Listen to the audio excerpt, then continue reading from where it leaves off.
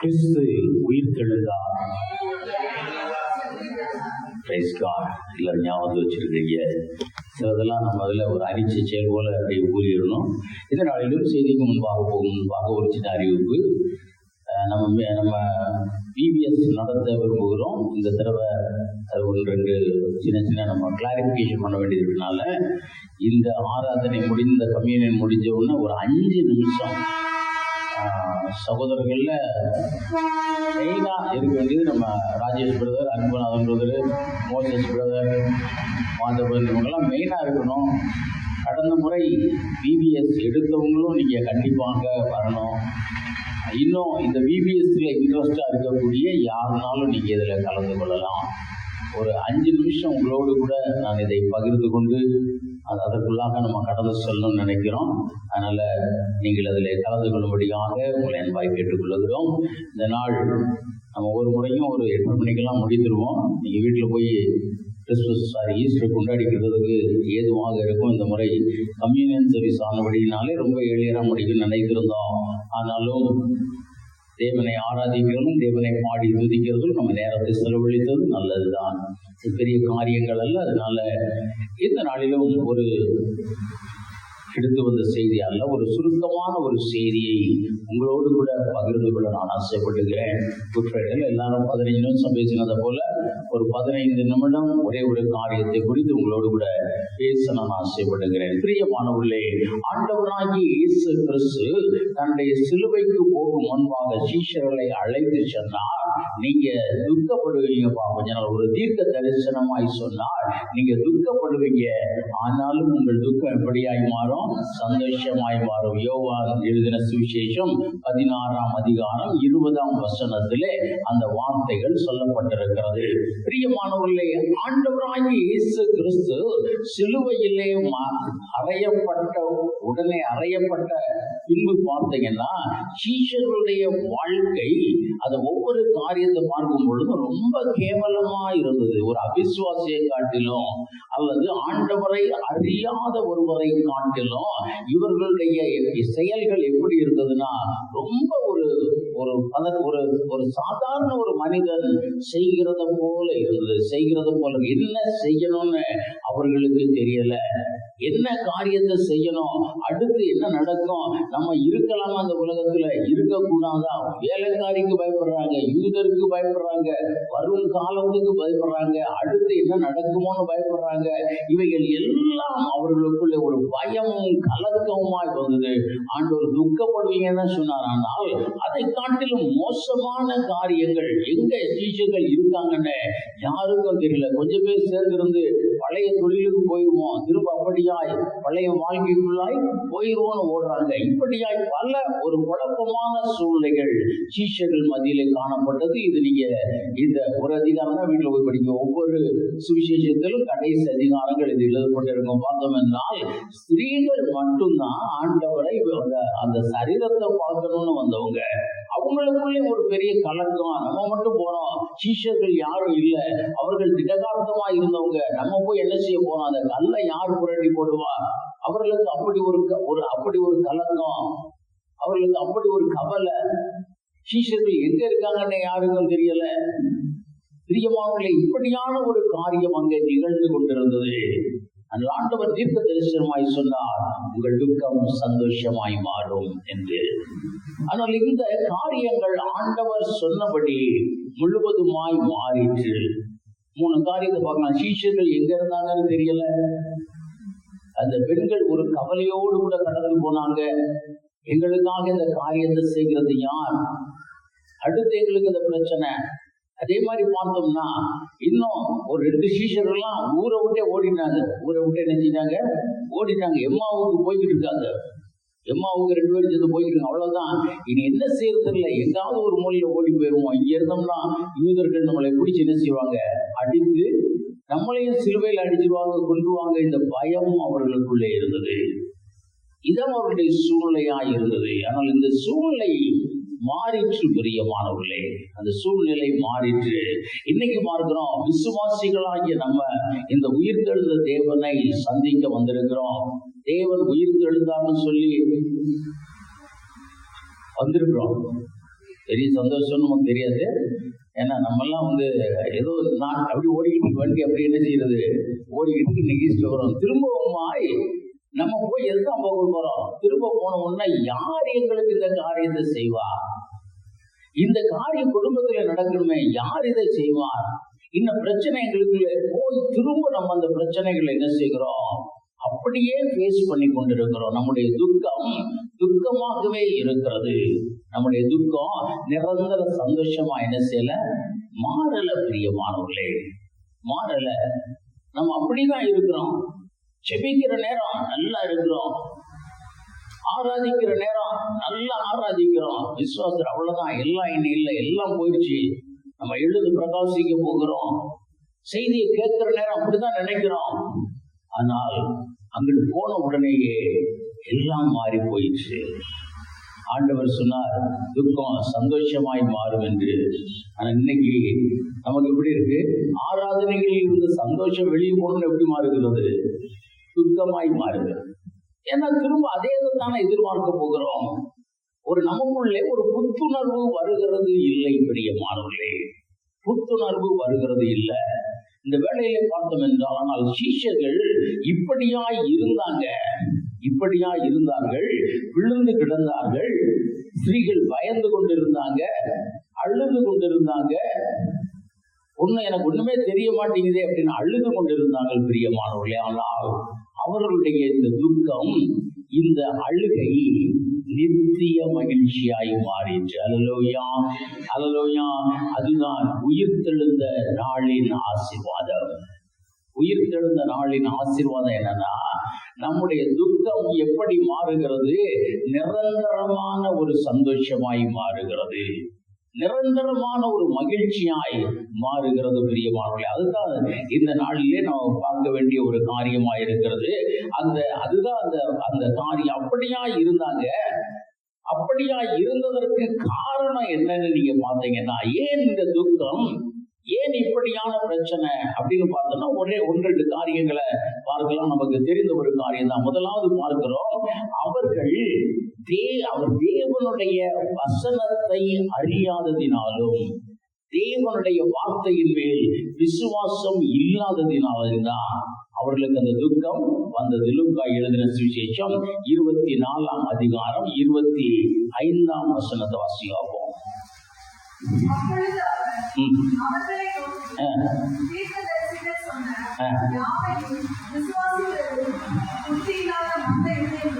இங்க பார்க்கிறோம், தீர்க்கதரிசிகள் சொன்ன அந்த வார்த்தைகளை என்ன செய்யல, விசுவாசிக்கிறதற்கு இல்லை. இந்த ஸ்திரீகள் வந்த உடனே பார்த்தோம்னா அதுல சொல்லப்பட்டிருக்கிற ஒரு காரியம்னா, அந்த தீர்க்கதரிசிகள் சொன்ன காரியத்தை அவர்கள் என்ன செய்யல, நம்பல, அதை நினைக்கல. தேவனுடைய வார்த்தைகளை அவர்கள் என்ன செய்யல, நினைக்கல. அவர் திரும்ப திரும்ப திரும்ப அவர்களுக்கு சொன்னார். தீர்க்க தரிசனங்களும் அப்படியே சொல்லப்பட்டிருக்கிறது. இயேசு குமாரன் வரணும், அவர் அப்படியாய் பாடுபடணும், அவர் அப்படியாய் சிலுவையிலே அவரை அறைவாங்க, இப்படியெல்லாம் நடக்கும். ஆனாலும் அவரை மரணம் என்ன செய்ய முடியாது, பூட்டி வைக்க முடியாது, அவர் உயிர் தெழுவார் அப்படின்னு சொன்ன வேதத்தில் சொன்ன வார்த்தைகளையும் இயேசு கிறிஸ்து இவர்களிடத்திலே நேர சொன்ன இந்த வார்த்தைகளையும் அவர்கள் இப்ப என்ன செய்தாங்க, அறியாமல் இருந்ததினாலே அவர்களுக்குள்ள என்ன வந்தது, இவ்வளவு துக்கம் வந்தது. ஒருவேளை இந்த வார்த்தைகளை யாராவது ஒரு சீஷர் சொல்லியிருந்தார்னா, நம்ம இப்படி கலங்க வேண்டாம்பா, ஆண்டவர் இருக்கும்போது சொன்னார், 3ஆம் நாள் அவர் உயிர் தெழுவார்னு சொன்னாரு. உங்கள் துக்கம் சந்தோஷமாய் மாறும்னு சொன்னவர் அந்த 19ஆம் வசனத்துல என்ன சொல்லியிருக்கு பாருங்க.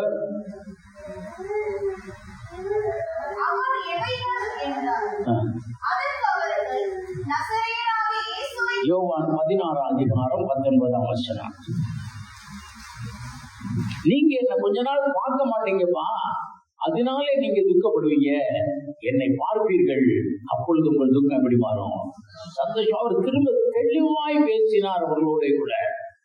பல வேளைகளிலே இந்த மரணத்தை குறித்தும் உயிர்த்தெழுதலை குறித்தும் அவர் தெளிவாய் பேசினார். இந்த வார்த்தைகளை அவர்கள் அறியாததினாலே, இந்த வார்த்தைகளை அவர்கள் அறியாததினாலே அவர்கள் என்ன ஆகி போனாங்க? பல பிரச்சனைக்குள்ளாய் ஆனார்கள். துக்கமுகமாய் பேசினாங்க. எருசலேமை விட்டு ஓடி போனாங்க. எம்மாவுக்கு ஓடி கொண்டிருந்தாங்க. ஆண்டவர் அவர்களை சரிப்படுத்தும்படியாய் தேவ வார்த்தைகளை அவர்களோடு கூட பேசினார். அந்த தேவ வார்த்தைகளை அவர்கள் கேட்ட பொழுது அவருடைய துக்கம் எப்படி மாறிற்று?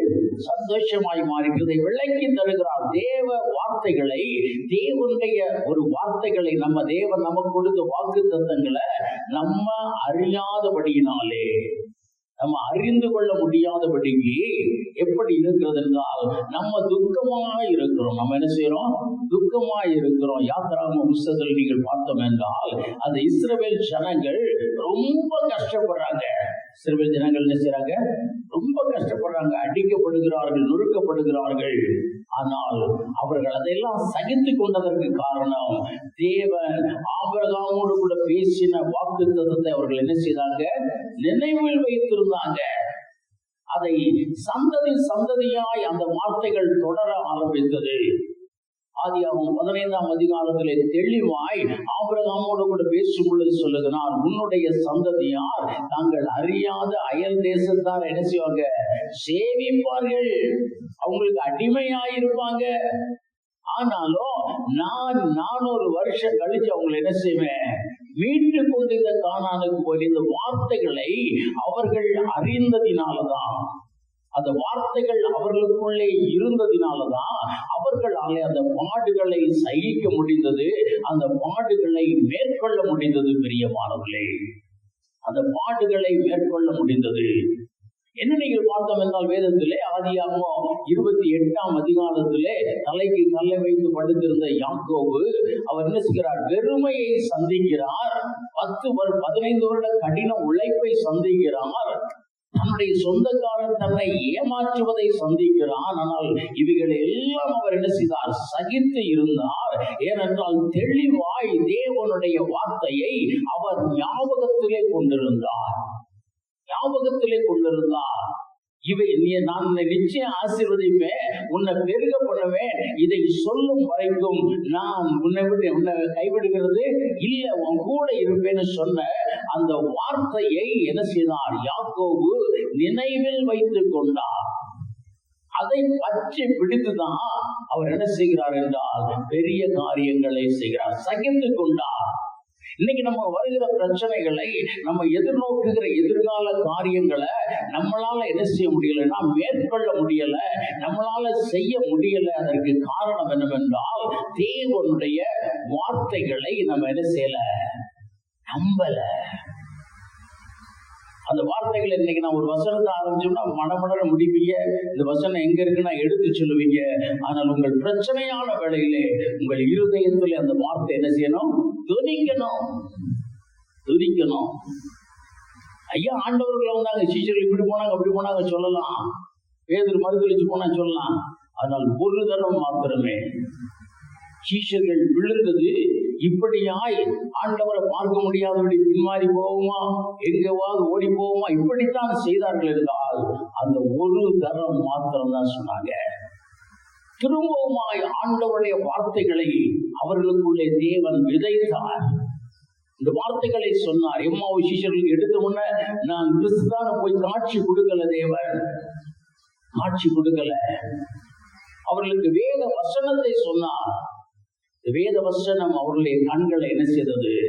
திறந்தது. பிரியமானவர்களே, திறந்தது. ஒரு குட் ஃப்ரைடே அன்னைக்கு முடிச்சுட்டு அப்படியே வீட்டுக்கு போகும்போது திடீர்னு தெரியல, ஒரு சில காரியங்களை குறித்த பயம், கவலை, எதிர்காலத்தை குறித்து, அல்லது ஒரு வித்தியாசமான காரியத்தை குறித்து ரொம்ப மனம் வாரப்பட்டது. ஏன்னு தெரியல, ஒரு சின்ன தேவையை குறித்து இப்படியே உட்கார்ந்து திடீர்னு நினைத்தேன், மைண்டை மாற்றி பார்ப்போம். எதையே நினைச்சுக்கிட்டு இருந்தா அதே நினைச்சுக்கிட்டு இருப்போம். கொஞ்சம் பைபிள் எடுத்து நம்ம ஏதாவது ஒரு ஈஸ்டர் செய்தி, புது செய்தி பார்ப்போம்னு சொல்லி இவைகளெல்லாம் பார்த்து கொண்டே இருக்கும் பொழுது அதெல்லாம் மாறி போயிடுச்சு. அல்லேலூயா. வேத வசனங்களை நீங்கள் தியானிக்கும் பொழுது உங்கள் இருதயம் கொழுந்து விட்டு எரியும். அந்த நெருப்பிலே குப்பையா இருக்கிற உங்களுடைய கவலைகள், உங்களுடைய பயங்கள், உங்களுடைய துக்கங்கள் எரிந்து போகும். பிரியமானவர்களே, எரிந்து போகும். நம்முடைய ஒரு துக்கத்திற்கு காரணம் அந்த ரெண்டு காரியத்தை மட்டும் நான் சொல்லி முடிக்கலாம். முதலாவது, வேத வசனங்களை சரியாய் அறிந்து கொள்ளாததினால. ஆண்டு நமக்கு கொடுக்கப்பட்ட வாக்குத்தத்தங்களை நம்ம அறிந்து கொள்ளாததினாலே பார்க்கிறாங்க, சூழ்நிலைகளை பார்க்கிறார்கள். என்னாகும் 13ஆம் அதிகாரத்துல சூழ்நிலைகளை சீஷர்கள் 10 பேர் போய் பார்த்து என்ன செய்யறாங்க? பயப்படுகிறாங்க. வந்து நம்மளால காணான சுதந்திரிக்கவே முடியாதுன்னு சொல்லுகிறார்கள். ஆனால் 2 பேர் நம்மளால சுதந்திரித்துக் கொள்ள முடியும்னு சொன்னாங்க.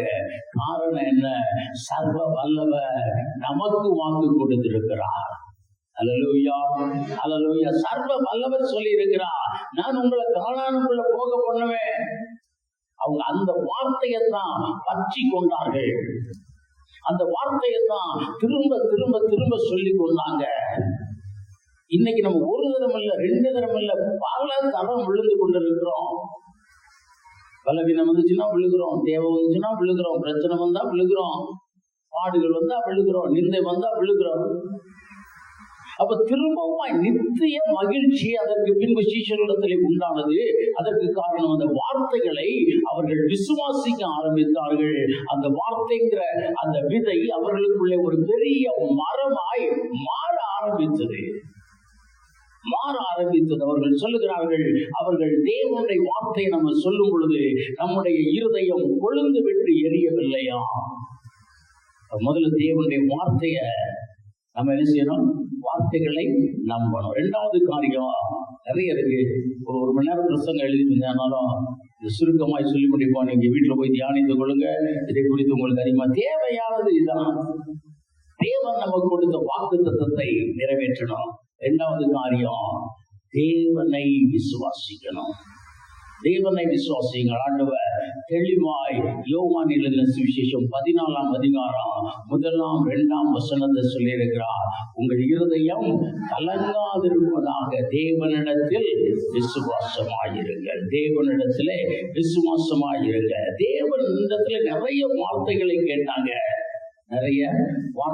கேட்டாங்க. அதுல அவர்களுக்கு சொன்ன ஒரு வார்த்தை, ஸ்திரீகள் போனாங்க.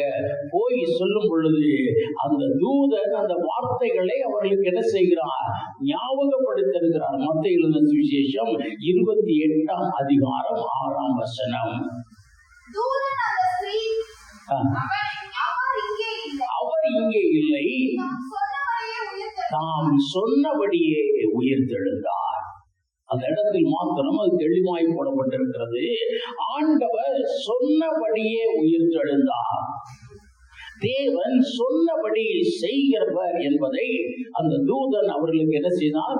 அப்படியே சொல்லி வைத்தார். அந்த வருடத்துல நமக்கு கொடுத்த வாக்குத்தத்தம் என்ன? அவர் நமக்கு சொன்னபடியே சொன்னபடி செய்கிறவர், உனக்கு கொடுத்த வாக்கின்படி செய்கிறவர். அந்த வேதத்திலே உனக்கு என்ன வாக்கு கொடுத்திருக்கிறாரோ அதன்படி செய்கிறவர். அதை அறியாததினால்தான் அவர்களுக்குள்ளே கலக்கம். அதை அறிந்திருந்தால் அவர்கள் என்ன செய்வாங்க? எங்கும் ஓடி இருக்க மாட்டாங்க. பரிசுத்த ஆவிக்காக காத்திருந்ததை போல நம்ம எப்படியும் திரும்ப அவரை தரிசிப்போம். அவர் சொன்னார், நீங்க துக்கப்படுவீங்க, திரும்பவும் என்னை பார்ப்பீங்க, அப்போ உங்கள் துக்கம் சந்தோஷமாய் மாறும் சொன்னார். எந்த வார்த்தைகளையுமே சீஷர்கள் என்ன செய்யல? திரும்ப ஞாபகத்திற்கு கொண்டு வரல. இன்னைக்கு விசுவாசிகள் ஞாயிற்றுக்கிழமை சந்தோஷம், மற்றெல்லாம் திங்கட்கிழமை கொஞ்சம் துக்கம், செவ்வாய்க்கிழமை இன்னும் கொஞ்சம் துக்கம், புதன்கிழமை இன்னும் கொஞ்சம் சோர்வு, வியாழக்கிழமை அதுக்கு மேல சோர்வு, வெள்ளிக்கிழமை என்ன நடக்கும்? எல்லாரும் போலதான் நமக்கும் நடக்கும். எல்லாருக்காகவும் நல்லது நடக்குது. திரும்ப ஞாயிற்றுக்கிழமை வந்தா திரும்ப ஒரு பூஸ்டர். இதுதான் நம்ம வாழ்க்கையா இருக்குது. இல்ல, அந்த வசனங்கள் நமக்குள்ள என்ன செய்யணும்? வேரூன்றி ஒரு மரமாய் வர வேண்டும். ஆண்டவரை நம்பணும். தேவன் எப்படிப்பட்டவர்ன்றத அவங்க என்ன செய்யல, அவர்கள் நினைக்கல. லூக்கா 24 அதிகாரத்துல நீங்க வாசித்தோம் என்றால், அந்த எம்மாவு சீஷர்கள் சொல்றாங்க, அவர் தீர்க்கதரிசியாய் இருந்தார். இயேசு என்ன சொன்னாங்க? அவர் எப்படி இருந்தாராம்? 24 அதிகாரம் 19 வசனம்.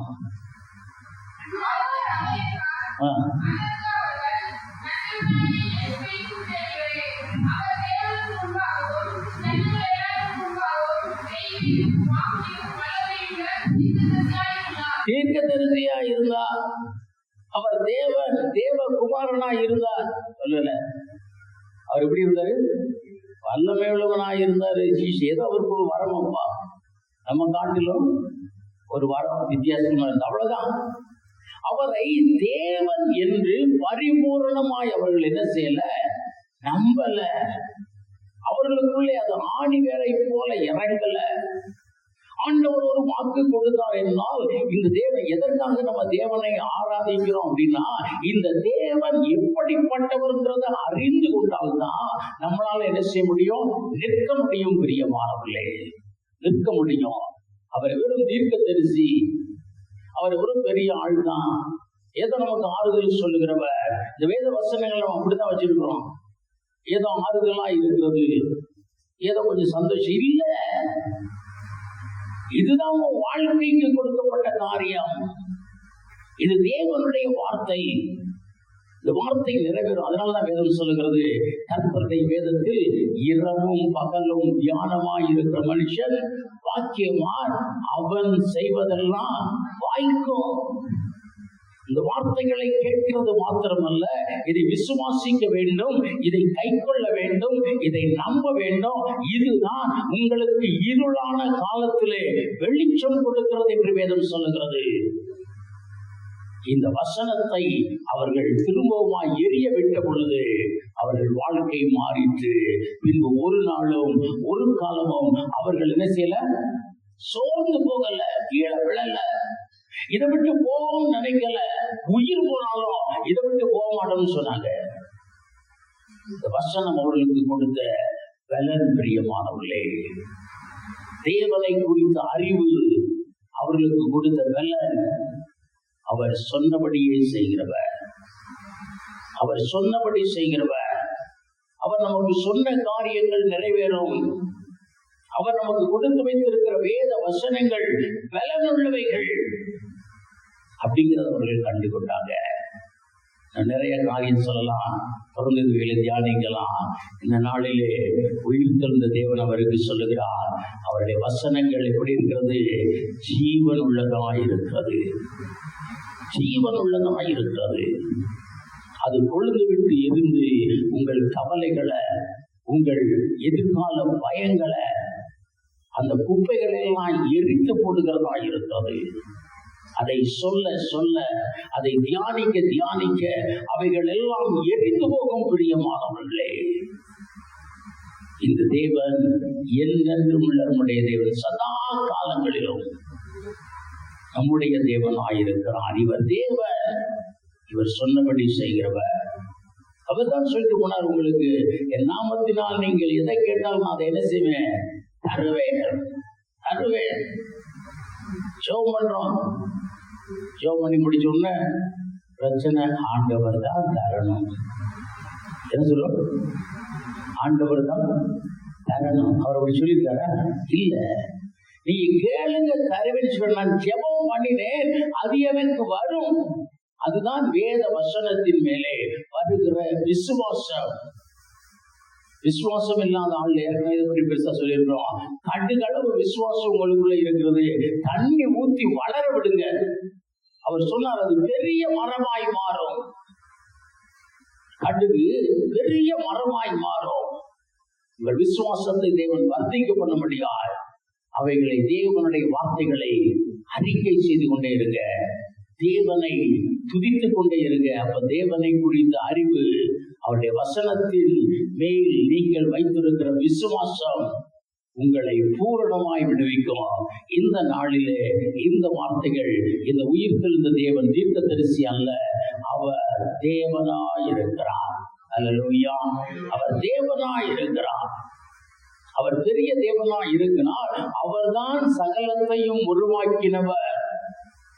அவர் செய்ய முடியாத காரியம் இல்லை. இதை அறிந்து கொள்வோம். உயிர்த்தெழுந்த தேவன் மெய்யான தேவனாய், உயிர்த்தெழுந்த இயேசு மெய்யான தேவனாய் இருக்கிறார். அவர் சொன்னவைகளை செய்கிறவர். அவருடைய வாக்கு மாறாததா இருக்கிறது. வானமும் பூமியும் மாறி போகும், கர்த்தருடைய வார்த்தைகள் என்ன செய்யாது? மாறாது. அதுல எழுதி இருக்கிறவைகள் கர்த்தரை தேடுகிறவர்களுக்கு ஒரு நன்மையும் குறைவில்லைன்னா அது தாவீது சொன்னார். அவர் சொன்னார்ல, சத்திய வேதத்திலே தூய ஆவியானவரால் எழுதப்பட்ட வார்த்தை அது மாறாது. அவரை தேடுகிறேன், எனக்கு குறைவு வராது. அறிக்கை செய்ய. இன்றைக்கு நம்மை தொந்தரவு பண்ண நினைக்கிற எல்லா எதிர்கால பயங்களும் கவலைகளும் மாறி போகும். இந்த வார்த்தைகளை பிடித்து நிற்போம். இந்த மெய்யான தேவனை நோக்கி பார்க்கிறதுலே வாஞ்சை உள்ளவர்களாக இருப்போம். கர்த்தர்தாமே இந்த சிஷ்யர்களுக்கு தந்த ஒரு புது பலத்தால நம்மையும் நிரப்புமாறாக. எல்லாரும் உலகால் படிட்டு தேவன் நோக்கி பார்ப்போம். நல்ல ஆண்டவரே, நல்ல வேளைக்காய் சோதரிக்கிறோம் அப்பா. ஆண்டவரே, இந்த நாளிலும் எங்களை ஸ்திரப்படுத்துங்க அப்பா, ஸ்திரப்படுத்துங்க சுவாமி. இயேசு கிறிஸ்து 40 நாள் இந்த உலகத்திலே அவர் அப்படியே ரொட்டேட் பண்ணிக்கிட்டே இருந்தார்னா சீஷர்களை ஸ்திரப்படுத்தும்படியாய், ஸ்திரப்படுத்துறதுமா முக்கியம். தேவனுடைய வார்த்தைகளையும் நியாய பிரமாணத்தின் வார்த்தைகளையும் தீர்க்க தரிசன வார்த்தைகளையும் அவர்களோடு கூட பேசி அவர்களை ஸ்திரப்படுத்தி தான் உயிரோடு இருக்கிற தேவன் இயேசு கிறிஸ்து தேவன் என்பதை பல முறை அவர்களுக்கு அவர் அப்படியே நிரூபிக்கும்படியா அவர்களுக்கு தத்ரூபமான தரிசனமானார். வார்த்தைகளை கேட்கிற நம்ம நினைப்போம், எனக்கு வாக்கு கொடுத்த தேவன் அவர் மறைந்து போனவர் அல்ல, மாறி போனவர் அல்ல, அவர் ஜீவனுள்ளவராய் இருக்கிறார். இந்த வாக்கை நிறைவேற்றும்படியாய் அவர் விரும்புகிறார். அவர் சொன்னபடியே செய்கிறவராய் இருக்கிறார். எங்களுக்கு எழுதி கொடுத்த வார்த்தைகள், எங்களுக்கு சொன்ன தீர்க்க தரிசன வார்த்தைகள், எங்களுக்கு கொடுத்த தரிசனங்கள் மாறுவதில்லை, மறைவதில்லை. அதை கொடுத்தவர் என்றென்றும் ஜீவிக்கிற இயேசு கிறிஸ்து. கொஞ்சம் வாய்களை திறந்து அப்படியே சொல்லுங்க, கொஞ்சம் வாய்களை திறப்புங்க. ஸ்தோத்திரம் ஆண்டவரே, உயிரோடு எழுந்த தேவனே, உம்மை ஸ்தோத்திரிக்கிறோம் அப்பா. எங்களுக்கு கொடுத்த வாக்கு பாதியில நிக்காதப்பா ஆண்டவரே, அவைகளை முழுவதுமா எங்களுக்கு தரும்படியா நீர் உயிரோடு எழுந்திருக்கிறீங்க. அல்லேலூயா. இந்த வேதத்தில் நாங்கள் நம்பி இருக்கிற வார்த்தைகள் எல்லாம் நிறைவேறும் அம்மா. அவைகளை எங்களுக்கு வாய்க்க பண்ணும்படியாய் ஆண்டவரை தேவன் உயிரோடு எழுப்பி இருக்கிறீங்க அம்மா. நன்றி தகப்பனே. அது இந்த நாளிலே நாங்கள் இருதயத்திலே ஆண்டவரை தீர்மானம் எடுக்க உதவி செய்ய. உனக்கு அரணா இருப்பேன், உனக்கு துணையா இருப்பேன், உனக்கு கேடகமா இருப்பேன், நான் உன்னோடு கூட வருவேன், நான் உன்னை கரம் எடுத்து தூக்குவேன். இப்படியெல்லாம் சொன்ன தேவன் அவர் ஜீவிக்கிறவராய் இருக்கிறார், மாறுகிறது இல்லை. அவர் சொன்னபடியே செய்கிறவராய் இருக்கிறார். அந்த தேவன் நம்ம பிள்ளைகளுக்கு அப்படியே செய்யுங்கப்பா. இந்த சீசனத்தில் கொடுத்த ஒரு புது பலன் எங்களுக்கு உண்டாகட்டும் அப்பா, எங்களுக்கு உண்டாகட்டும். இனி ஒரு நாளும் ஒரு காலம் சோர்வு எங்களுக்குள்ளே வராது, துக்கம் எங்களுக்குள்ளே வராது. என் மீட்பர் உயிரோடு இருக்கிறார், அவர் சொன்னபடி செய்வார். அல்லேலூயா. உங்களுடைய பிள்ளைகளுக்கு ஏப்ரல் மாதத்தை ஆசீர்வதிக்காக ஜீவனுள்ளவராய், உடைய வார்த்தைகள் ஜீவனுள்ள வார்த்தைகளாய், அவைகள் நிறைவேறுகிற வார்த்தைகளாய், அவர் நிறைவேற்ற பரிசுத்த ஆவியானவராய் தேவன் நம்மோடு கூட இருக்கிறார் என்பதை நாங்கள் உணரணும், விசுவாசிக்கிறோம். அதில் நிலைத்து நின்று நித்திய மகிழ்ச்சியை பெற்றுக் கொள்ள உதவி செய்ய உம்முடைய கரங்களிலே ஆண்டவரே வந்து ஒவ்வொரு ஒப்பு கொடுக்கிறோம். உழைத்து பாதுகாத்து பராமரித்து ஆசீர்வதித்து மகிழப்படும்படியாய் இயேசு கிறிஸ்துவின் நாமத்திலே செபிக்கிறோம் நடந்ததாக. ஆமென். என் ஆத்மாவே கரை சோஸ்தரி, என் முழு உலக நாமத்தை சோஸ்தரி, என் ஆத்மாவே கர்த்தரை சோஸ்தரி, கர்த்தர் செய்த சகல மறவாதே. ஆமென். அந்த கர்த்தராகிய இயேசு கிறிஸ்துவின் கிருபையும் பிதாவாகிய தேவனுடைய அன்பும் பரிசுத்த ஆவியின் அன்பின் ஐக்கியமும் சந்தோஷமும் சமாதானமும் நம்ம அனைவரோடு கூட இன்னும் உண்டாயிருப்பதாக. ஆமென். அல்லேலூயா, அல்லேலூயா, அல்லேலூயா.